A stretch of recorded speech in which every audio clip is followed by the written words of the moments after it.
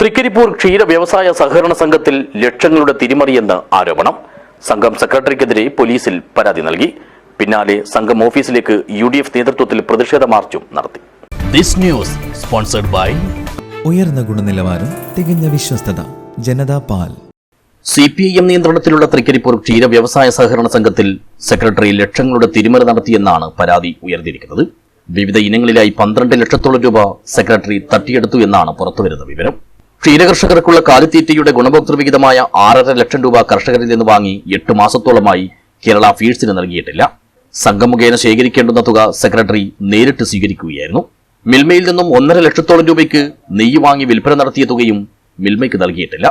സഹകരണ സംഘം audit report പ്രകാരം സെക്രട്ടറി സംഘത്തിൽ അടച്ചു തീർക്കേണ്ട 3 ലക്ഷത്തിലേറെ രൂപ മാസങ്ങൾ കഴിഞ്ഞിട്ടും അടച്ചിട്ടുമില്ല.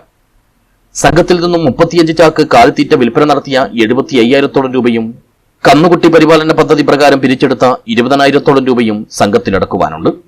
തിരിമറി പുറത്തു വന്നതോടെ സെക്രട്ടറി അവധിയിലാണ്.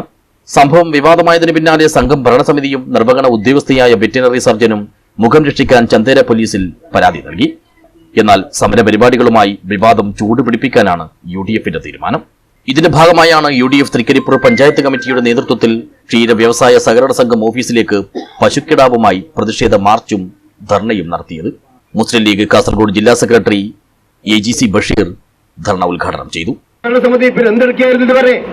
അപ്പോൾ സ്വാഭാവികമായും ഞങ്ങൾക്കൊന്നേ പറയാനുള്ളൂ, 10-30 വർഷമായി ഈ തൃക്കരിപ്പൂരിലെ ക്ഷീര കർഷകർ അനുഭവിച്ചുകൊണ്ടിരിക്കുന്ന ന്യായമായ ഒരു ആനുകൂല്യമാണ് നിങ്ങളുടെ കൃത്രിമത്വം കൊണ്ട്, നിങ്ങളുടെ അഴിമതി കൊണ്ട്, നിങ്ങളുടെ കൊള്ള കൊണ്ട് അതില്ലാതാൻ വേണ്ടി പോകുന്നത്. ഇപ്പോ മൃഗാശുപത്രിയിൽ കാലിത്തീറ്റ ഇവിടെ നിന്ന് എടുത്ത് കൊണ്ടുപോയി അതിന്റെ കാലാവധി കഴിഞ്ഞു, അത് കൊടുക്കാനും പറ്റുന്നില്ല. ആ മൃഗാശുപത്രിയിൽ ആ കാലിത്തീറ്റ കെട്ടിക്കിടക്കാൻ മിൽമയുടെ അതിന്റെ കാലാവധി കഴിഞ്ഞിരിക്കാൻ ആരാണ് ഇതിന് ഉത്തരവാദി? വളരെ പാവപ്പെട്ട ക്ഷീര കർഷകർക്ക് ലഭിക്കേണ്ടുന്ന ഈ ആനുകൂല്യം സ്തംഭനാവസ്ഥയിലേക്ക് നീങ്ങുകയാണ്. ഈ സാമ്പത്തിക കൃത്രിമത്വം നടന്ന സ്ഥിതിയിൽ നിർമ്മാണോദ്യോഗസ്ഥ നിലക്ക്, മൃഗസംരക്ഷണ വകുപ്പിന്റെ ഉദ്യോഗസ്ഥ നിലക്ക് വെറ്ററിനറി സർജൻ സ്വാഭാവികമായും ഈ പദ്ധതി താൽക്കാലികമായി നിർത്തിവെക്കും.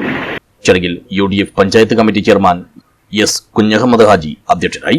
UDF നിയോജക മണ്ഡലം chairman P. Kunhikannan, Sathar Vadakkumpad, KV Vijayan, Shamsuddin IT, KP Dineshan, TS Najeeb എന്നിവർ സംസാരിച്ചു. M. രജീഷ് ബാബു സ്വാഗതവും VV അബ്ദുള്ള നന്ദിയും പറഞ്ഞു. News bureau, Cheruvathur.